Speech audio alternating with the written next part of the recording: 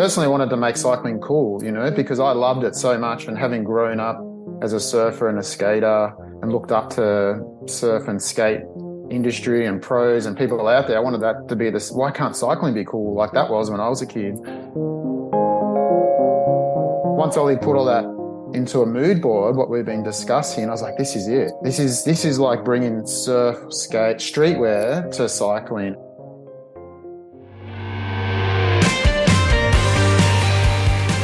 From Escape Collective, this is Overnight Success, the podcast about the entrepreneurs, the personalities, and the passionate people who make up the sport of cycling and the stories behind the icons they've built.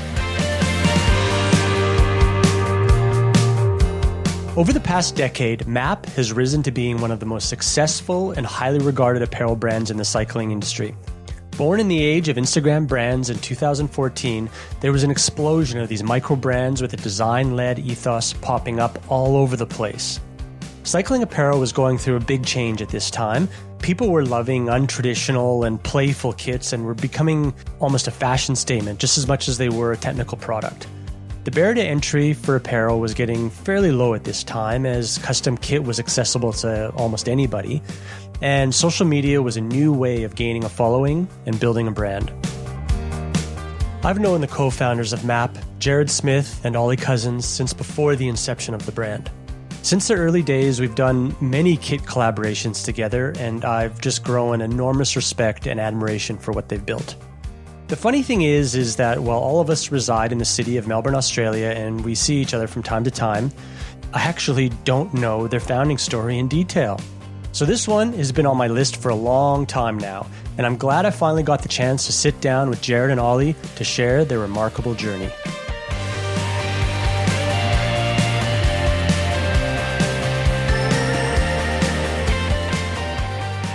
I do know a high level of where you guys were before MAAP, but maybe just start with you, Jarrad. Tell me a little bit about what you were doing before. Yeah, man, it's a bit of a mixed bag with me because as a young kid, I left school quite early and I became a plumber, an apprentice plumber, and did my apprenticeship. And after I did that, for a while, I started a business in plumbing, which probably a lot of people don't know about. I had about 16 staff and I built that up, and I wasn't satisfied with just doing that in my life and pursued a career with beach volleyball, and I thought I could get to the Olympics, and that sort of led to cycling. I didn't know that. With a bit of, I know, not many. So, in the late 90s, I was playing beach volleyball and did that in the USA as well, and was using mountain bike as a bit of cross training. And I really got right into mountain biking and racing, and that sort of led to early 2000, where I switched the mountain bike for a road bike, and I had to stop beach volleyball because I had a shoulder injury. And at the same time, I wanted to become a builder. So I started the process in becoming a builder. So I had to go back to school and study up on building and shut down the plumbing company and just focused on being a builder. And at the same time as the beach volleyball, I became a model.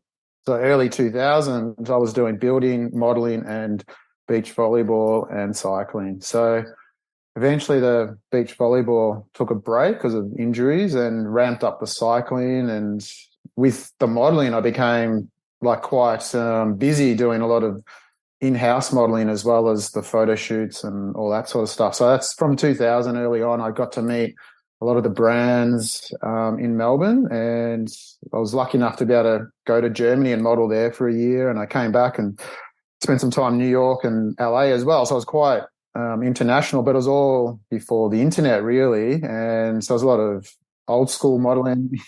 How did you get into modeling? What was that by mistake? Was someone? Well, sort of. It was through beach volleyball and being sponsored. And then they sort of encouraged me to do some photo shoots, and they actually brought me in-house as well. That was Mossimo.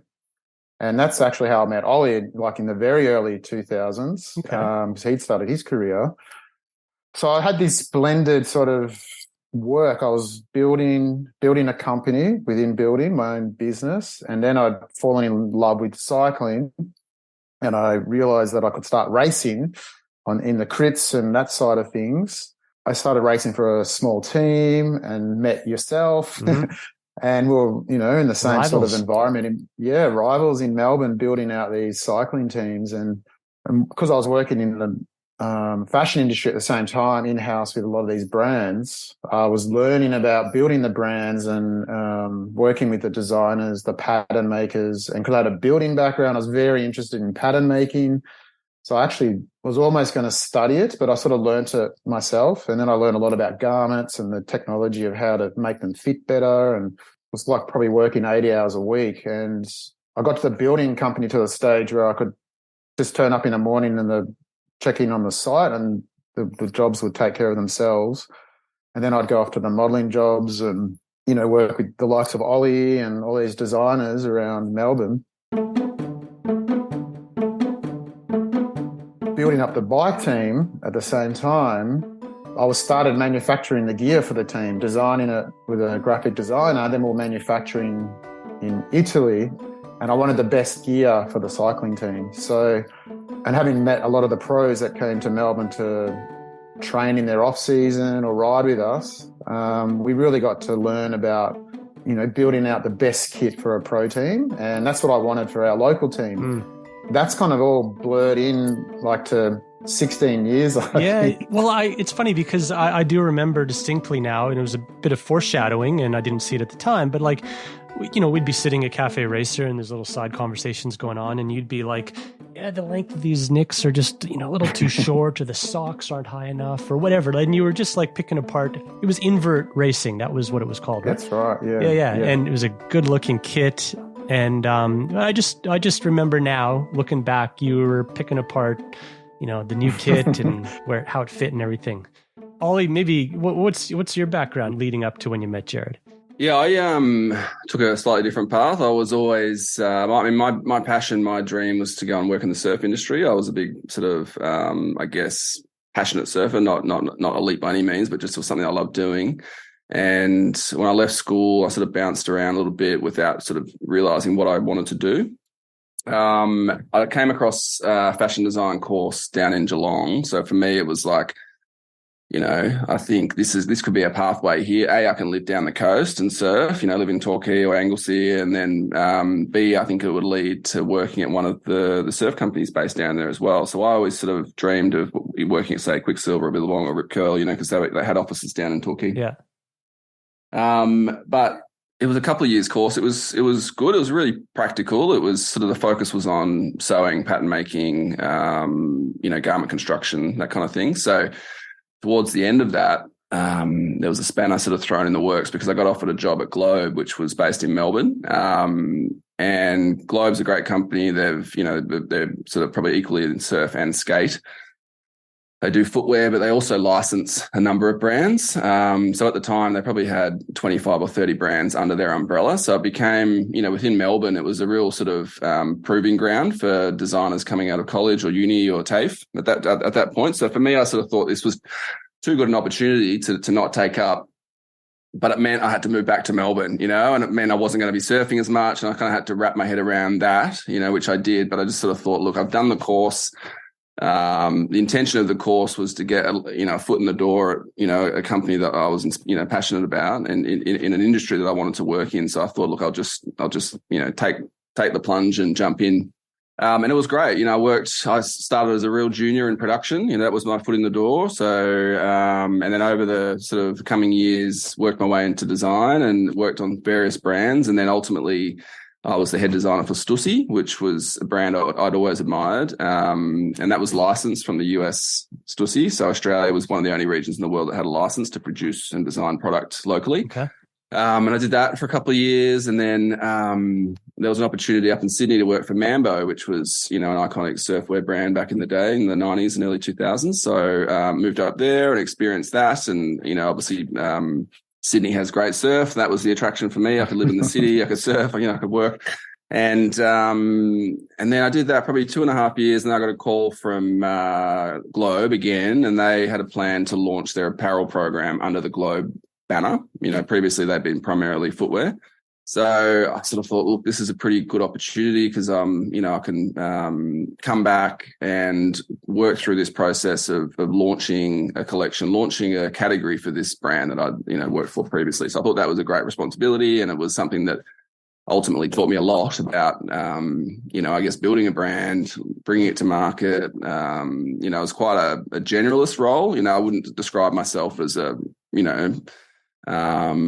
fashion designer. I'll probably describe myself as a brand manager, a product designer, marketer. It was a very sort of overarching position, which sort of turned me into quite a generalist in that sense, but great experience. And it was something that I ended up spending 12 years at Globe through my career, and it really sort of set me up, I think, to kind of take that next step.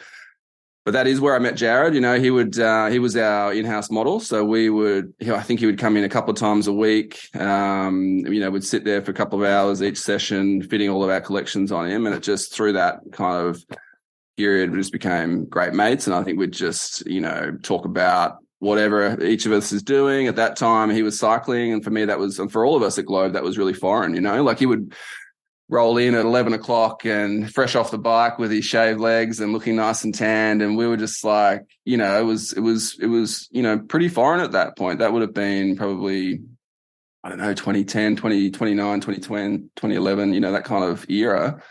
And I definitely wasn't cycling at that point. I think I probably jumped into it. Jarrad was hassling me to get into it, but for me, it was just like, no. And I think I started as a commuter, eventually just bought a bike and, because I wasn't getting down the coast and what have you. For me, it was a fitness thing that got me into it. And then eventually, Jarrad's like, well, come and join our team. I've got this team. And I'm like, I can't join a team. I've never really even, ridden a road bike, but he set me up with one of the team bikes. He gave me a big bag of his invert racing kit.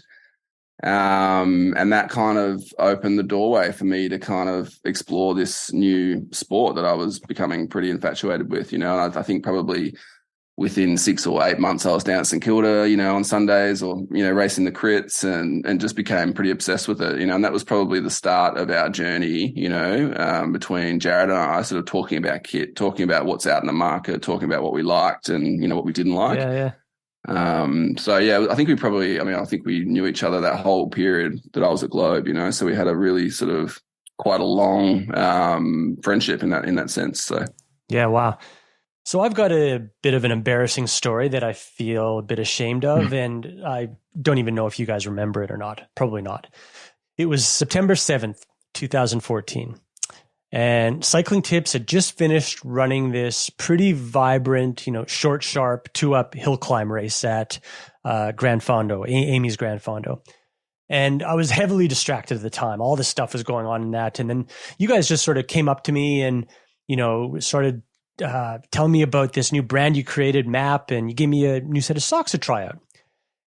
And I totally blew you guys off. I am so sorry, and I felt horrible. I was just very distracted. Lots was going on, and it wasn't the best time for me, but you wouldn't have known that. And I think I said straight after, yeah, I'll check it out. But straight after that, and when I walked away, I'm like, oh my God, I feel horrible with the way I handled that. So anyway, thinking back at that and how far you guys have come is pretty damn amazing. Where were you at with the conversations between you two, and what was leading you up to that point? Because clearly you had a brand direction in mind. What were some of the early conversations, and what was the process between you guys to come up to that point and say, like, we're doing this?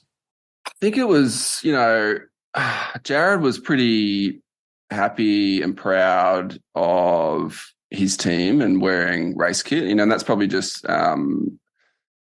I guess a byproduct of him being a cyclist for so long, and that was the culture, and that was impressive to me. But at the same time, I guess I probably came at it with quite fresh eyes and a pretty novice cycler, cyclist at that point as well. So even though the kit was great, I just didn't feel that comfortable rolling around Melbourne at bunch rides, in, the invert building kit, even though I, loved it and I was proud of it. But it was sort of like, okay, well, I remember just chatting to Jarrad and I'm like, well, what else is out there? And he's like, oh, there's not much, like there's this brand and that brand. And I was sort of hunting around the internet, just trying to find things that I liked. Like I came across Cadence at that point, which, I thought was, to me, that spoke to me a little bit because it was, graphic design driven. I think that was kind of something that I was like, okay, this is kind of cool. But yeah, we just had really quite specific taste or vision for what we wanted to wear, and we kind of felt like we couldn't find it out in the market. And I think through those discussions, Jarrad and I discovered that we were so aligned around what that vision was, and then that kind of, was exciting, and that kind of led to more discussions. And then ultimately, we're sort of looking at the space, and the way we sort of analysed it, I guess, was you've got, quite a lot of European brands, the traditional European brands. They're very performance focused and, amazing brands. And a lot of them produce their own and manufacture their own products in their own factory. And, that's sort of the traditional industry.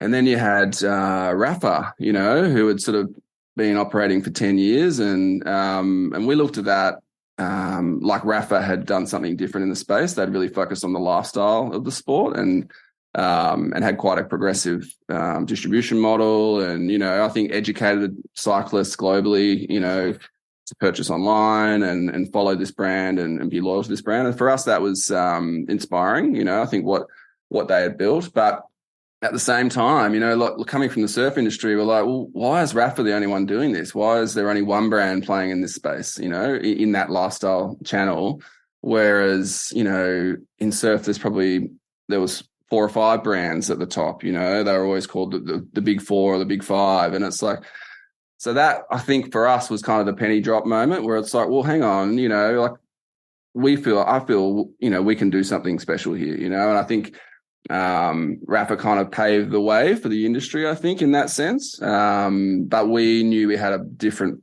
perspective that we wanted to bring, to the table. And I think that was probably born out of our roots in Australia, being based in Melbourne, what we were looking at, what we were inspired by. And that was really the defining moment. And I guess, having worked together and known each other for so long, and having worked in fashion and worked on product together and building brands, I guess we felt like we had an advantage, or we were sort of prepared to go into this space and do something. So I think once we sort of made that decision, I think we were kind of confident, okay, well, we can do this. We can do this well, and we'll do it properly. Like we'll set it up well from the beginning. We'll invest in the right things. From the day one, we always wanted to do the best that we could do at every stage of building that business. I think that was really the catalyst for us jumping into it. Jarrad, what are your recollections of when you decided we're going to do this? What was the impetus? Was it all at once? We're going to do this, or let's just make a jersey, see how it goes? It was kind of over time. I dabbled with my own brand and like trying to launch. I wanted a brand. Like I knew it for maybe 20 years, and having worked at, say, Globe, there was 18 brands and all these other companies. I was like, I wanted my own brand, but I thought it was going to be clothing. I actually started that a couple of times, even trademarked the brand, and thought it might have been a swimwear brand. And it was all right in front of me the whole time. I'd been cycling and having done the production for the race team. So I was kind of like, as it was building up to that point where Ollie started getting into cycling with me, and I'm like, this is, there was a really good, friendship and like-minded fashion-wise, like as in we enjoyed surfing, wearing similar clothing. And then once Ollie was getting into the cycling, I was like, it was kind of just building up to that moment. And as Ollie was going through a phase of, I wanted to start cycling, he's tried the team gear. Like he was saying, he felt a bit awkward to wear that because he's coming at it from fresh eyes, whereas I'd been doing it for maybe 13 years and I was sick of the team gear. I was like, I want to step out of this and wear what I want to wear. And there's no one out there doing what I want to wear. So that's where we're both in that same moment in time where we'd connected on we wanted to wear something cool. But I was very focused on performance and having the best, and it had to be made in Italy and all this sort of stuff. And because of that, it was a key thing for me to wear the best quality, it's more comfort on the ride and look pro and all that sort of stuff, but wanted it to look fashionable too. And we just knew there was no one doing it as we wanted to represent ourselves. And then once Ollie put all that into a mood board, what we've been discussing, I was like, this is it. This is like bringing surf, skate, streetwear to cycling. And I'm personally wanted to make cycling cool, you know, because I loved it so much. And having grown up as a surfer and a skater and looked up to surf and skate industry and pros and people out there, I wanted that to be this, why can't cycling be cool like that was when I was a kid? And I think that's our point of difference with the brand from, say, Rafa or any other brand. It was our perspective of it. And I remember saying to Ollie, because he was like, oh, so we'll get this made in China. I'm going, no, mate, it's Italy. He goes, oh, what? I love Italy. I go, yeah. And that was like a bit of a drive as well to say, hey, man, we're going to Italy to do this, not to China.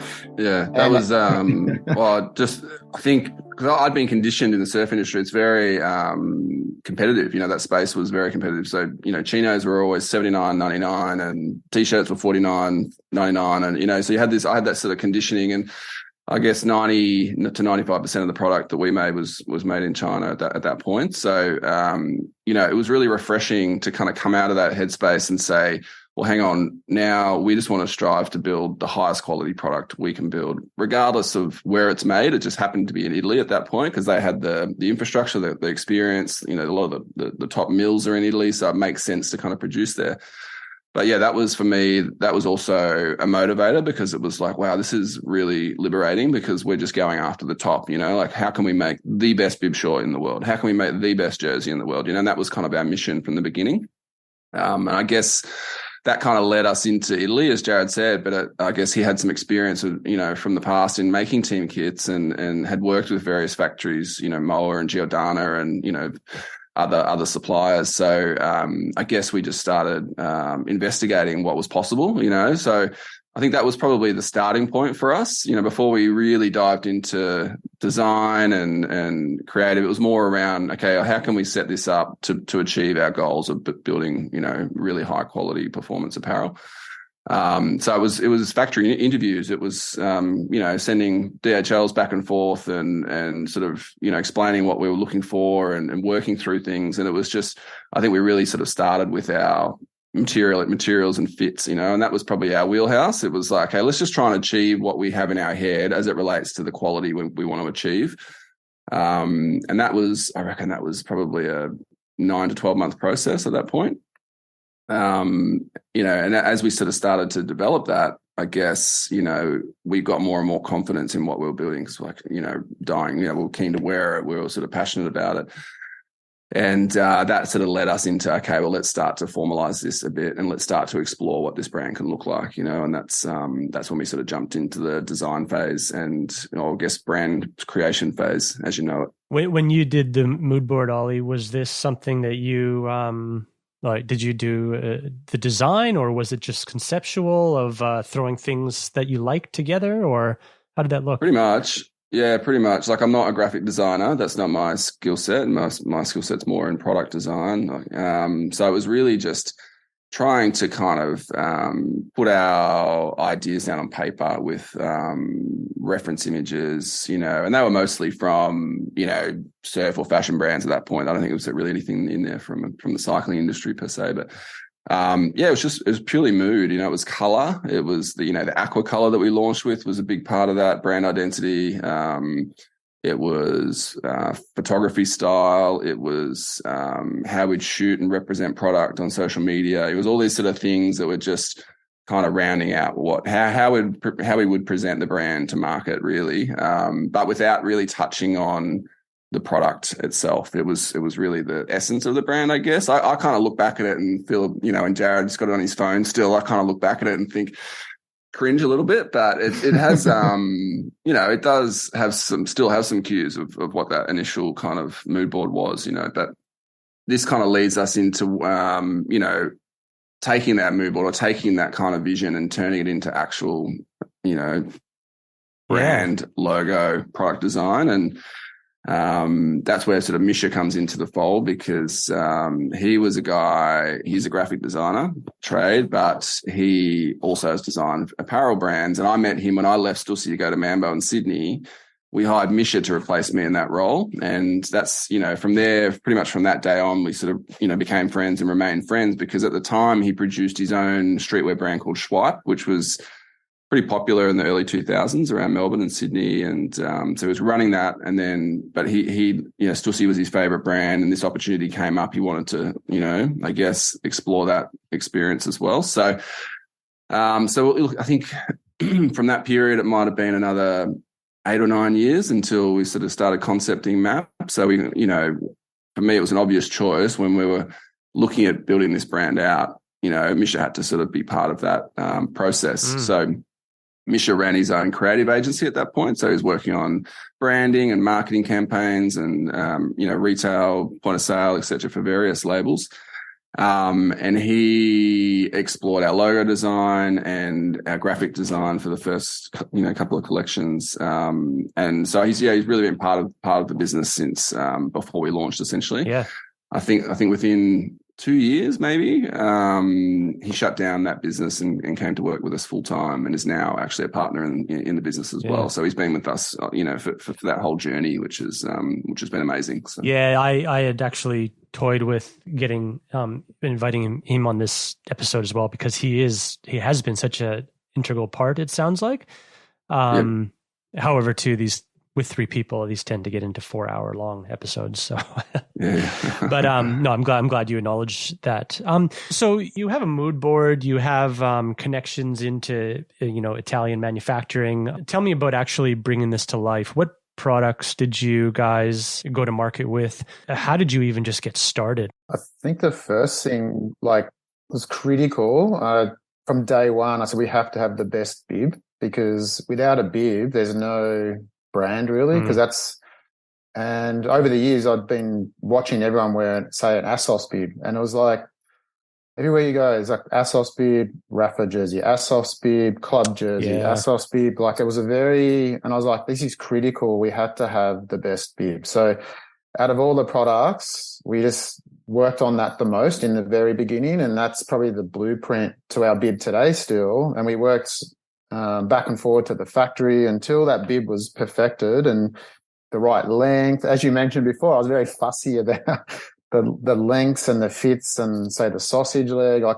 the compression, and most importantly, when you get off the bike, how you walk into, say, a cafe and then if it's all bagging up and it just looks terrible. So you wanted to be good on the bike and off the bike. So that was our number one sort of product to make sure we had that correct, and then the rest could flow around it, jerseys, vests, that sort of thing. But then the sock had this idea of, we could only just make something in Australia, that would be awesome. So we found a local factory in Melbourne at the time to produce our socks. So that sort of rounded out the kit and the story a little bit. It's a Australian brand, Australian sock, and rooted in cycling, made in the best factories in the world. And as Ollie mentioned, we never sort of set out to say, we're Italian or anything like that, but we just source the best products from wherever they may be. But I think that was, if we hadn't have perfected that bib from day one, I don't think it would have, it might have taken a few years longer to actually take off. But I think from day one, having like a really good foundation with our bib, it enabled us just to spend time on the creative and the designs and the graphics. And so I think the first season we launched 5 jerseys.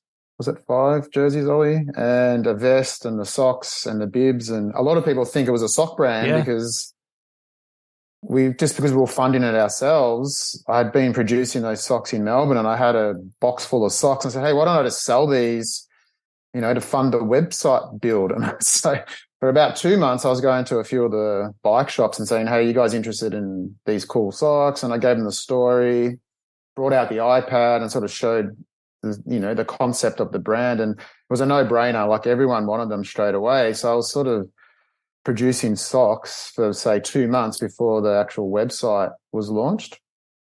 So that's a funny story where people seem to say, "Oh, you grew from a sock brand to a kit brand," but That's what I we'd thought. actually been spending. Yeah. Well, they just happened to be available at the time before the actual kit had arrived, and Ollie and I had to go to the factory a couple of times just to get the fitting right of the bibs and the jerseys, and so that's probably that 12 months of.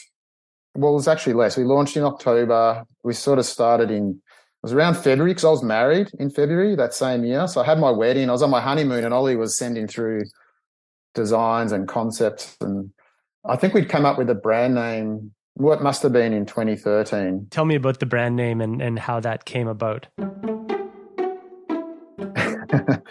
It's whether it's a good story or not, but it was just when I was working in Country Road, and the essence of the brand, we wanted something sort of short, bold, and strong, like not a long, tangled, sentence or multiple words, but we were sort of thinking, just a really, like a Stussy or Nike, or just a really one word sort of powerful sort of word. That was in the back of our minds, and we kept flicking a few texts back and forward every now and then. What about this? What about that? Nothing was sort of sticking. I was just at Country Road working one day as the model there, and this box was just sitting there in front of me, and it was M-APP, MAP. And I was like, that's it, MAP. And I just text Ollie, M.APP, MAP.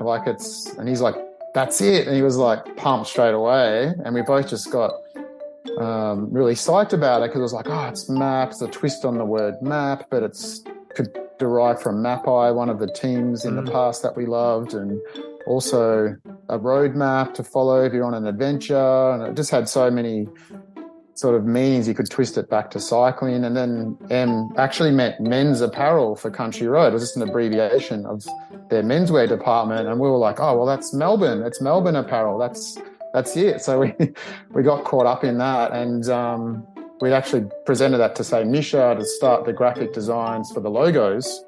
And we had it all presented, and I'd registered the business name, MAPP. Oh, yeah, it's all registered. Let's go. And one day it just hit me, and I was like, I've done this before. I did a trademark for another brand name. I didn't do the trademark for that, just the registered business name. I said, Ollie, I think I better check the trademark. He's like, no, it's all good. It's all good. So, we got the business name. I said, no, this is going to be global. This is going to be big. Like I need a double check.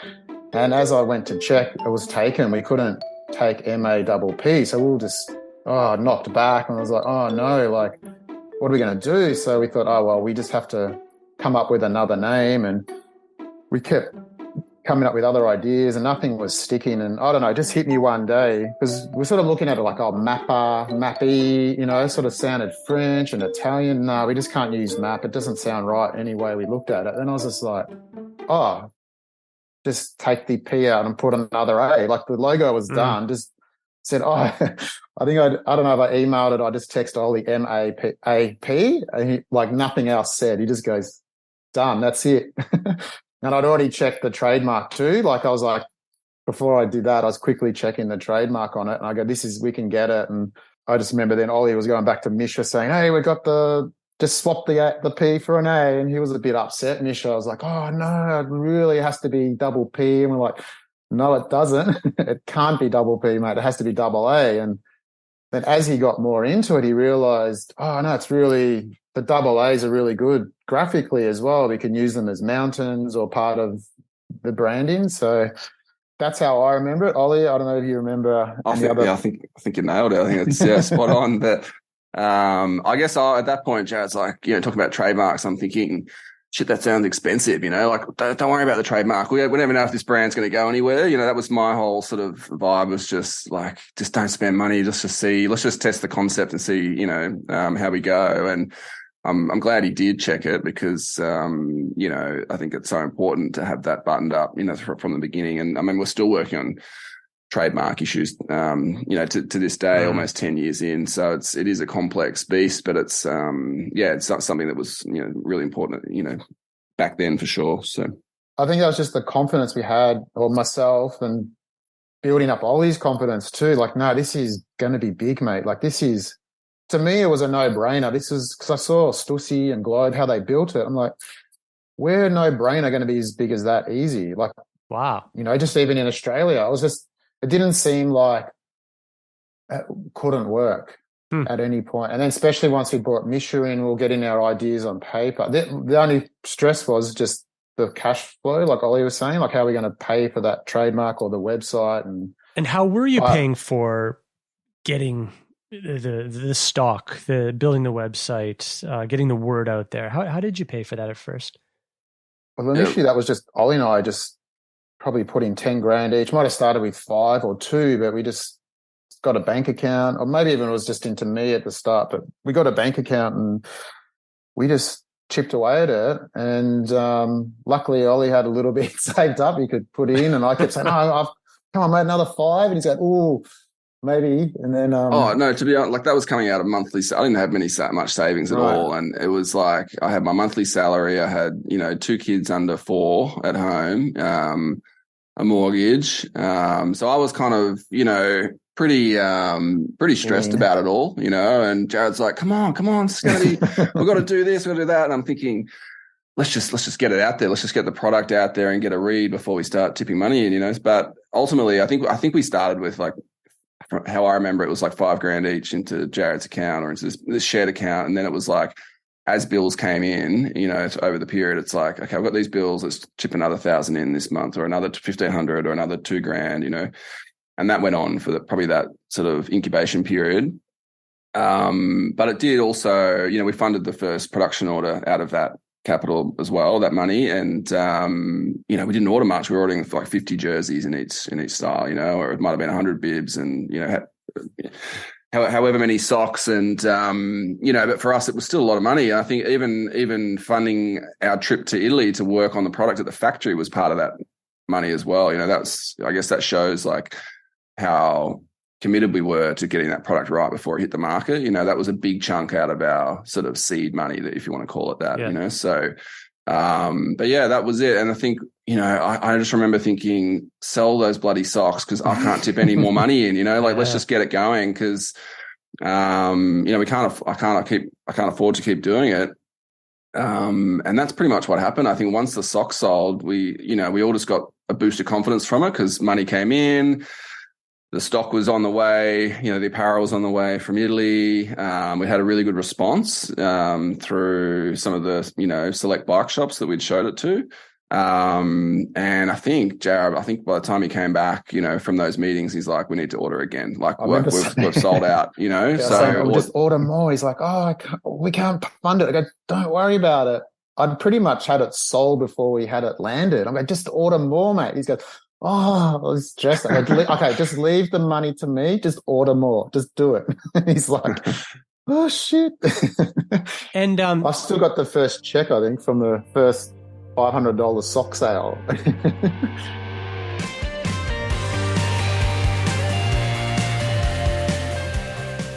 This podcast is fully funded by our members at Escape Collective. In fact, all of our content on our website and our podcast network is 100% supported by our members who believe that cycling media should be independent from the sport and industry we cover, and that we should exist to serve you rather than live or die by our ability to be a platform for the sole purpose of selling you more stuff. If you enjoy this podcast or any of our other work and believe in our mission of independence, please go to escapecollective.com/join and become a member today.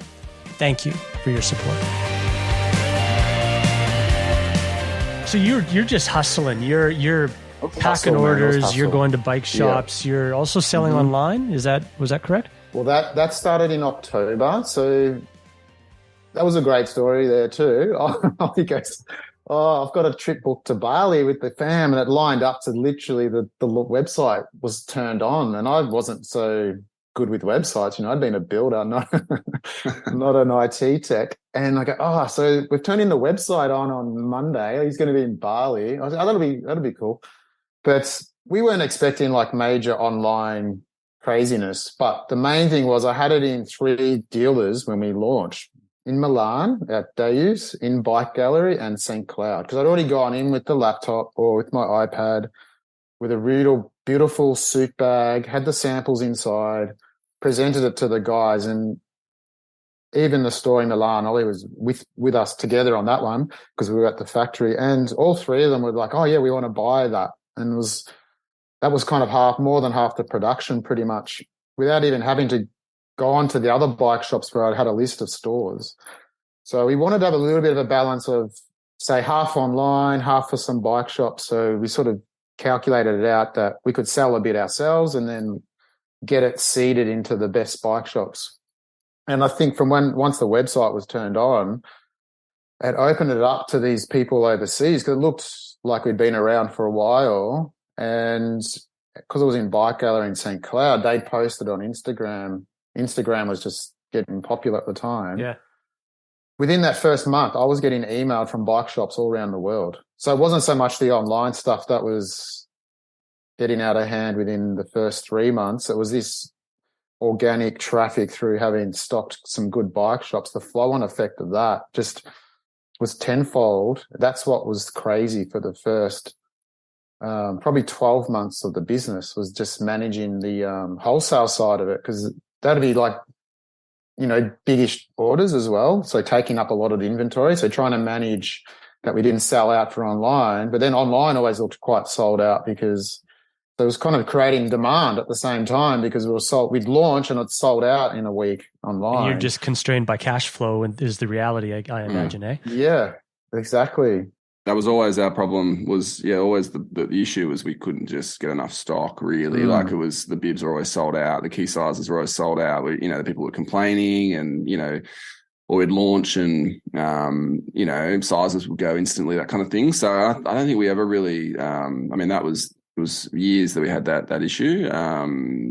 But yeah, for me, it was really interesting within that first period just to see what countries, were inquiring. As Jarrad said, we were having phone calls or emails from Thailand and South Korea and Malaysia and all of these kind of Europe, Germany. It was just coming out of the woodwork, which was really interesting to us. So from day one, we kind of realised that, okay, we have to set this business up to be a global business. I think just by the nature of setting a business up in Australia, I think you're sort of forced to think international quickly. I think.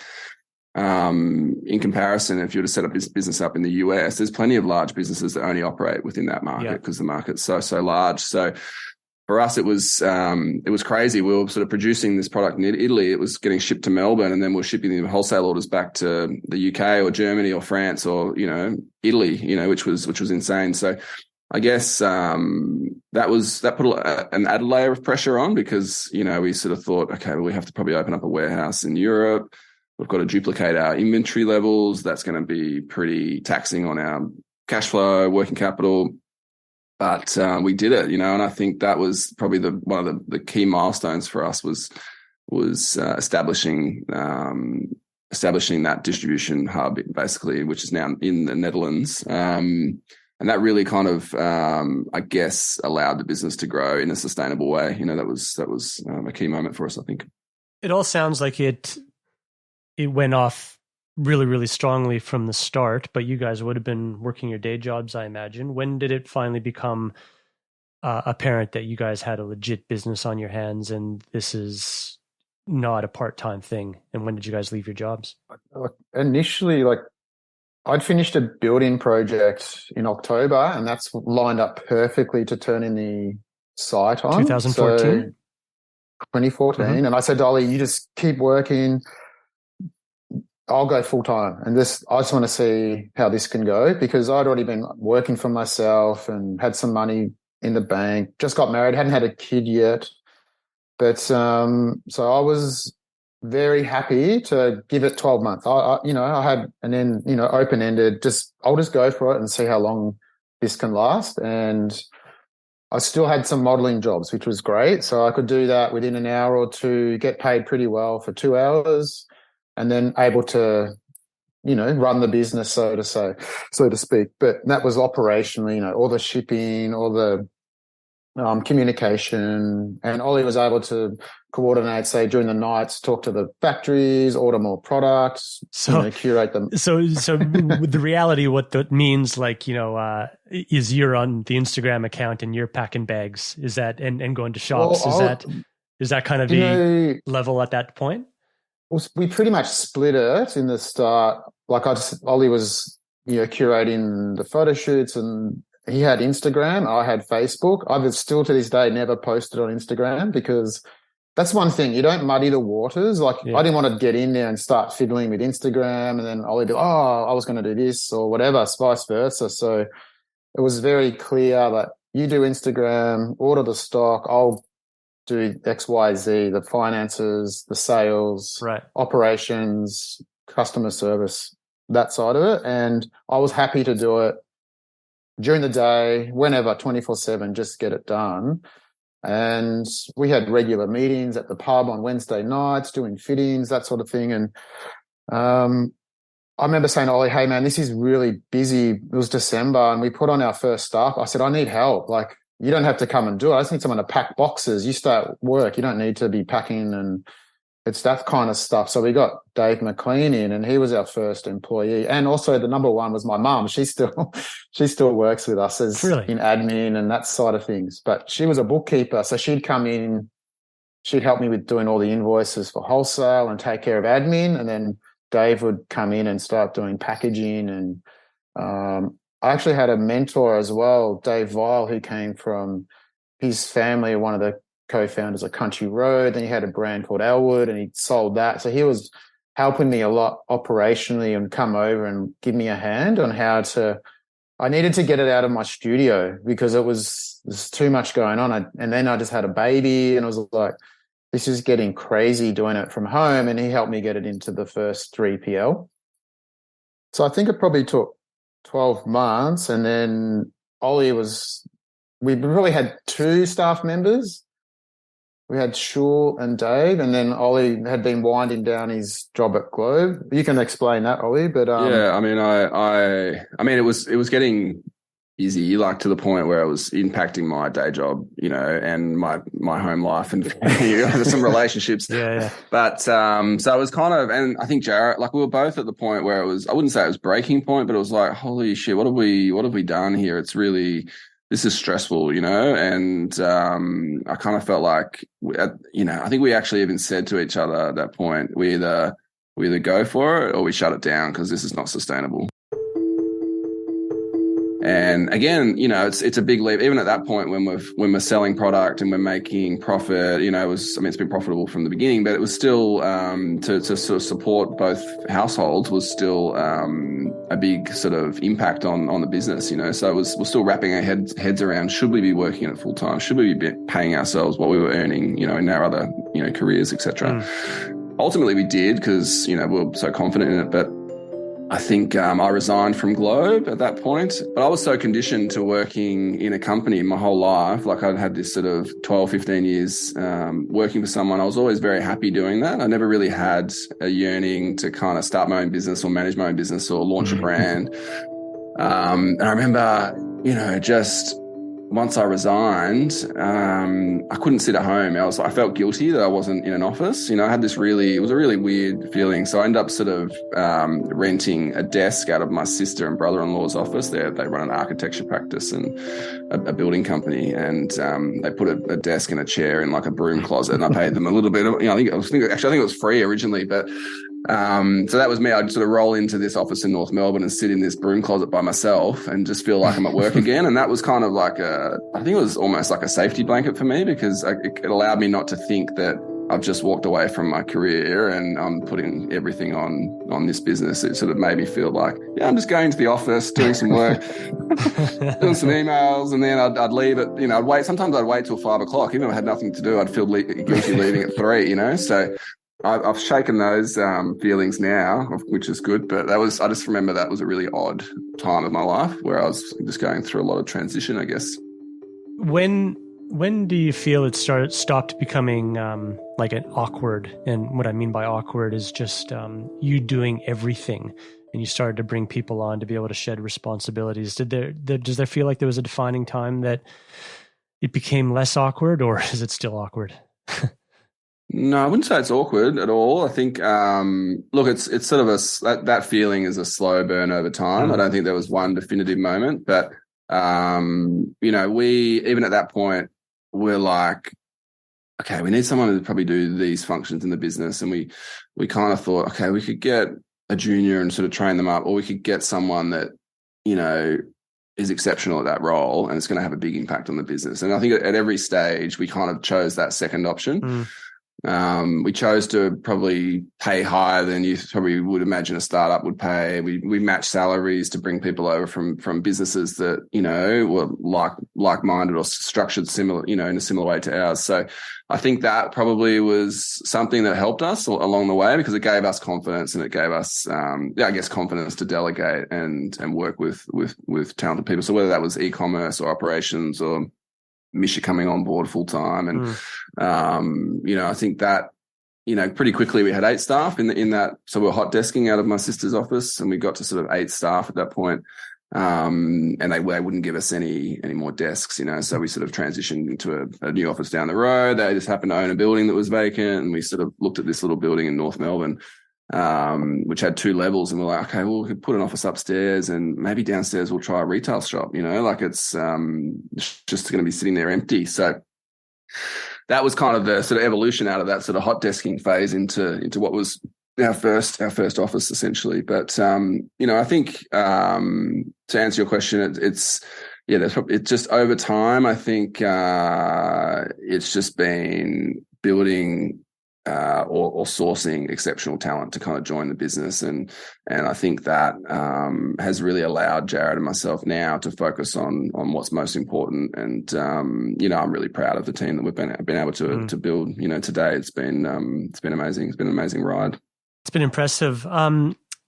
With real rapid growth, also comes like the cash flow issues. And the little I know about the apparel industry, I do know it's a huge upfront design process and manufacturing lead times and everything. Did it start occurring to you that taking on investment is going to be necessary at some point to continue growing, or have you been able to fund this all from profits? And if you did start thinking along those lines, how did you sort of approach that process? Yeah, I think, we didn't think about it for years. Like, it wasn't really part of our mission, you know. So I think we've funded it, bootstrapped it from day one, and every year we've made a profit through the business. But ultimately, all of our profits have been retained in the business to fund the future growth and to build our inventory levels and things like that. So I guess, and we were just on that ride, and it definitely was not easy, you know. Like, we had a really great accounting firm that acted as a consultant for us as well, like a business advisor, and that was pretty critical to sort of navigate, you know, loans from the bank, and you know, we had some help from family at various stages as well, lending us money, and which was also an added layer of stress, because it's like, shit, what if this goes bad and I lose, you know, so and so's money. But that kind of, I think that journey was about 8 years of funding it ourselves. And then it really just got to the point where, you know, we're pretty highly leveraged with the banks. We can't borrow any more money off family or friends, you know.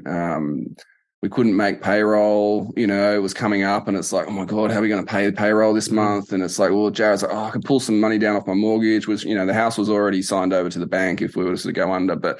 And that was kind of the point where I think we just kind of thought, look, we can, again, go 2 directions. We can continue to grow this business and sort of achieve our vision, or we can scale it back and just, you know, you can grow organically, and let's just keep it, you know, slow it down. And you know, for us, we were so ambitious, like that wasn't really an option. So I guess we kind of started looking, you know, we had, I guess, multiple investors over the years contacting us, and we never really engaged with that sort of idea. But I guess we sort of felt this was the right time to do that.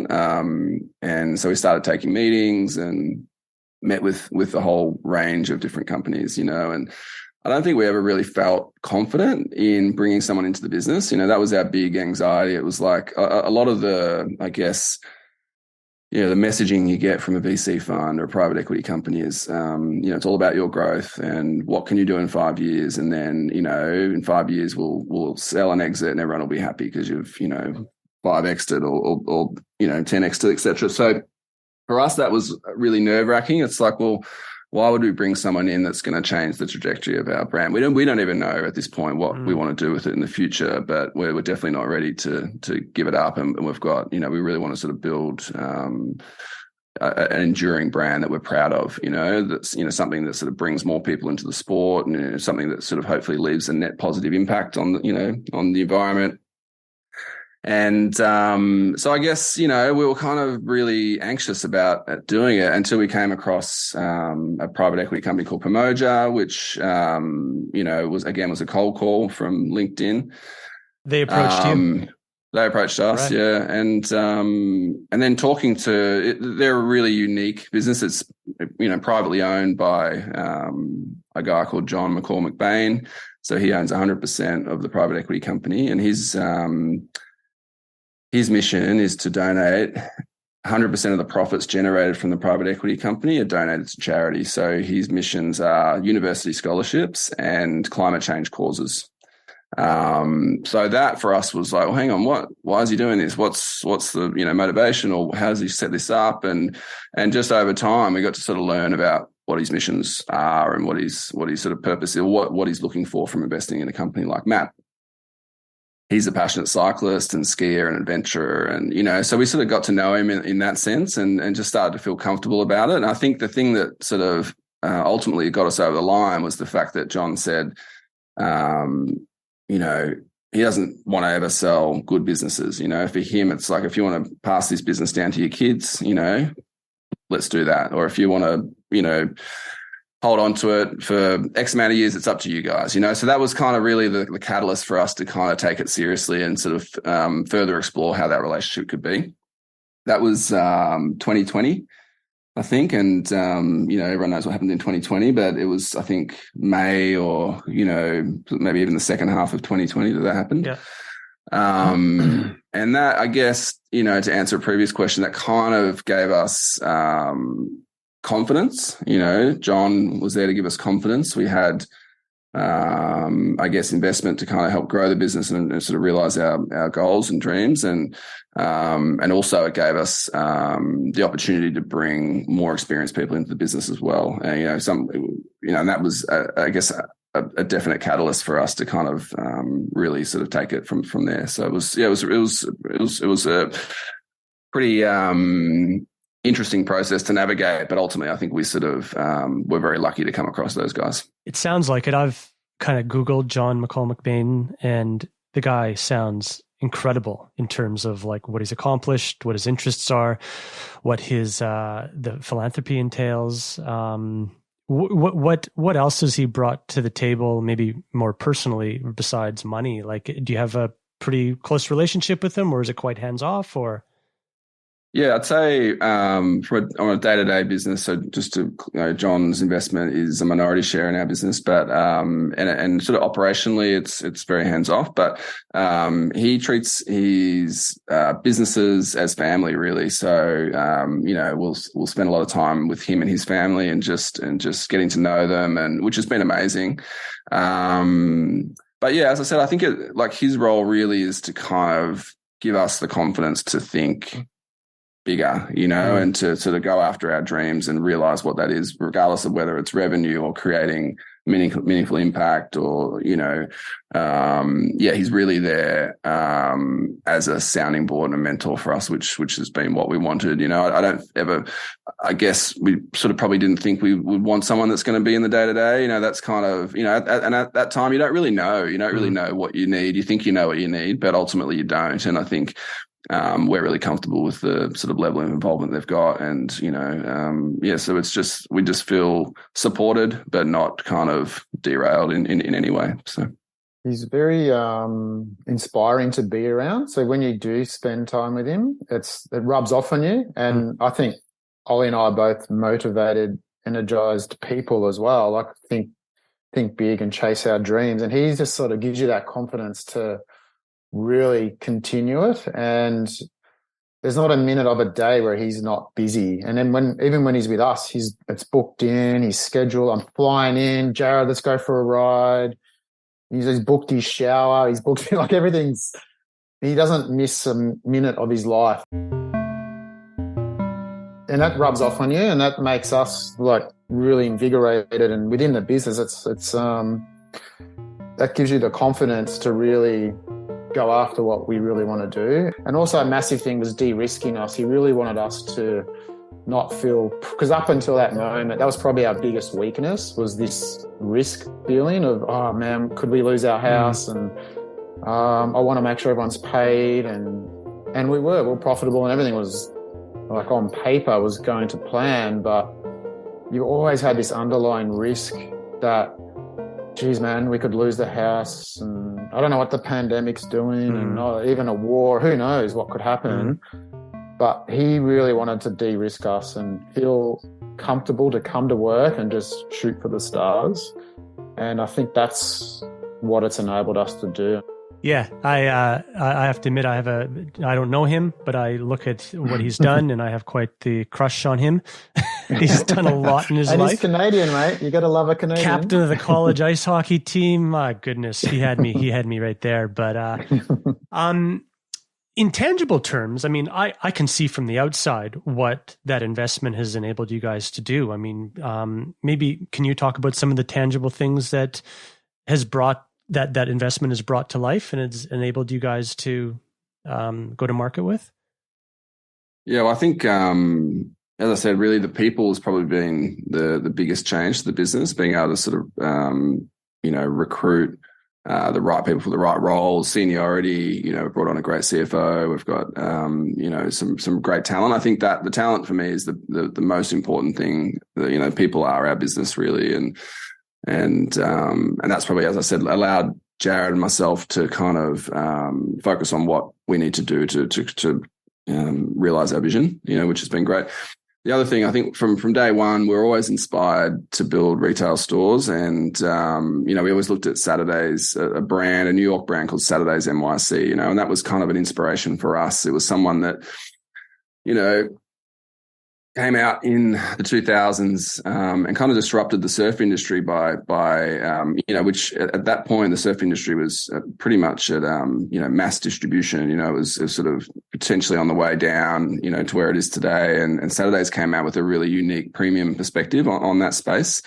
Opened their first cafe and store in New York, and then grew it from there. And we loved the stores that they built. They opened a number in Japan and Tokyo, etc., which we visited. So for us, it was always like, geez, we want to do that for MAAP, like that the way they approach retail for us was the way that we wanted to approach retail. So I think, but part of our longer term strategy is to, we open stores internationally, which we're starting to do now. And that's really something we couldn't have done without the investment from Pamoja. So you spoke just a few minutes ago about how, your first employees, you sought out the best and paid them premium and that.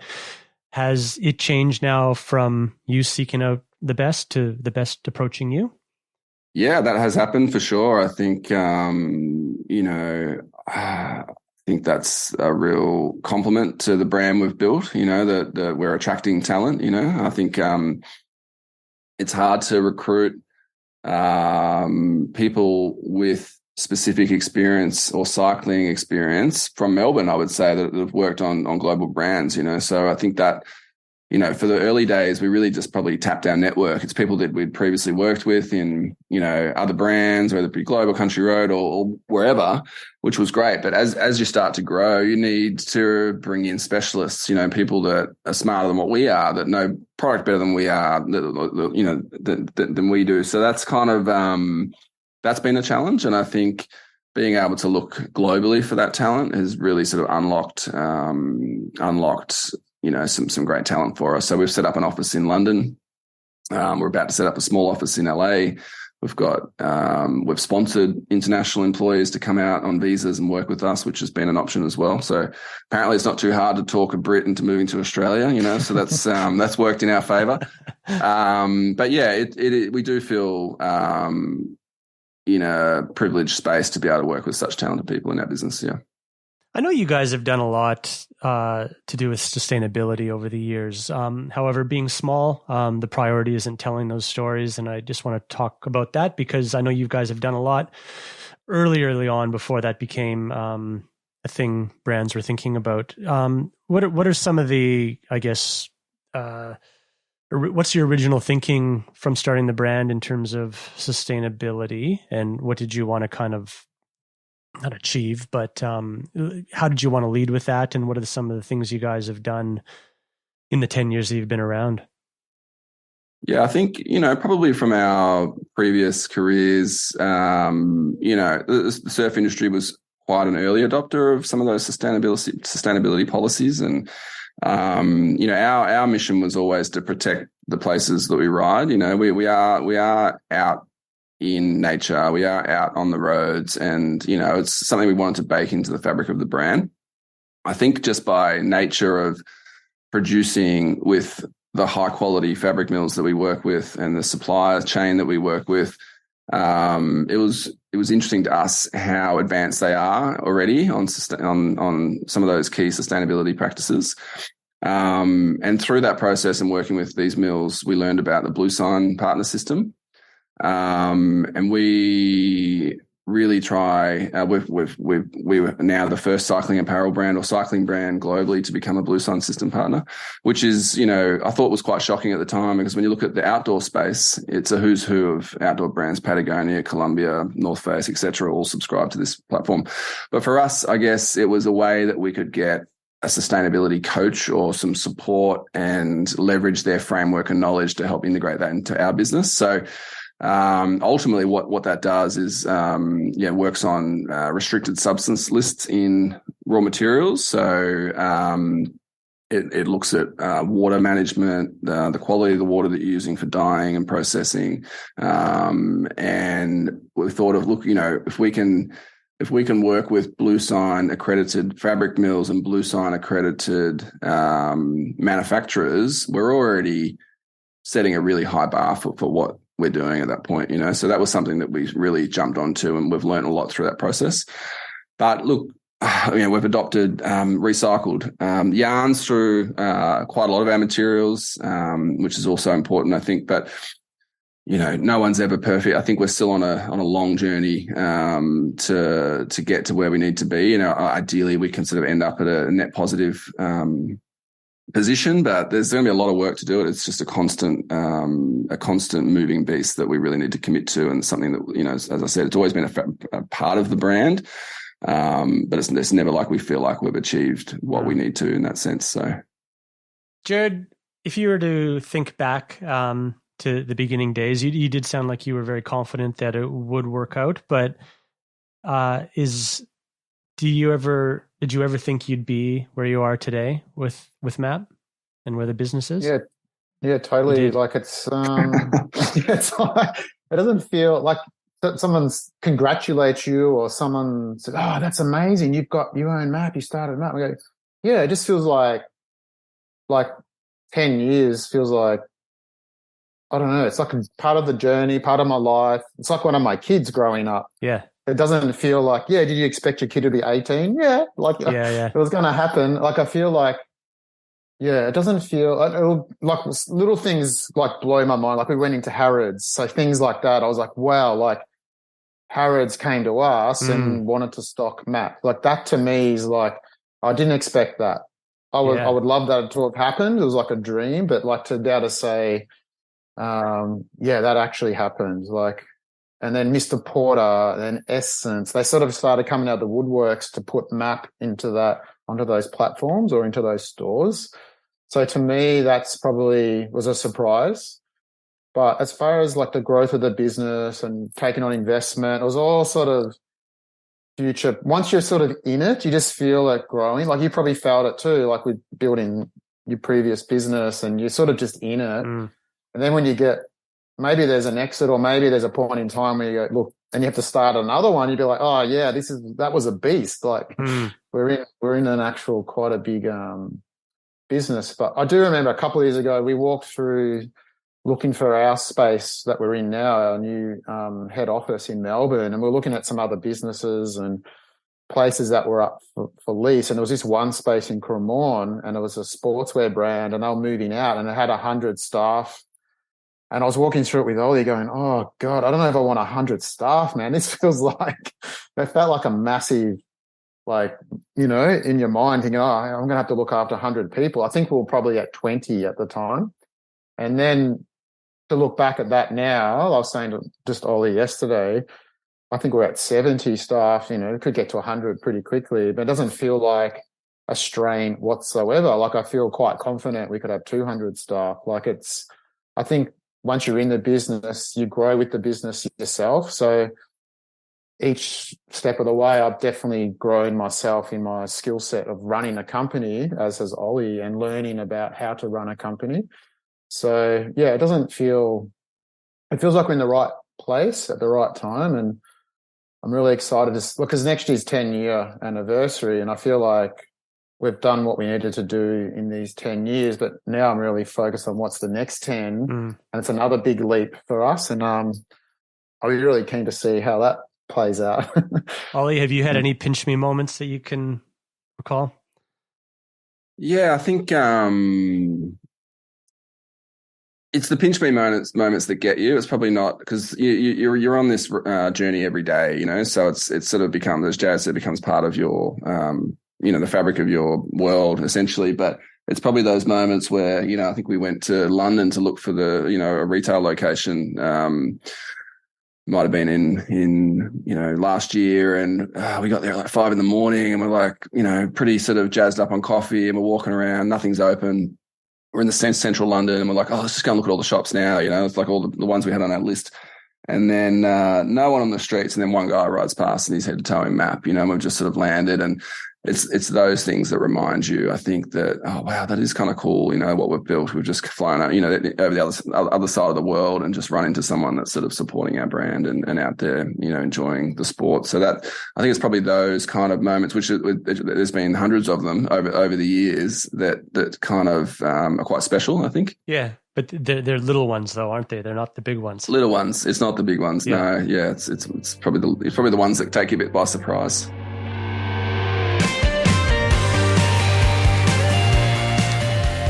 There you have it. Another overnight success built over 10 years just by two regular guys who followed their gut, their passion, and only started with a pair of cycling socks and an Instagram account. They grew it responsibly and are now taking on the cycling world with some of the best apparel money can buy. Like many of these stories we've heard, it shows that you don't need millions of dollars and everything else to be perfect in order to get started.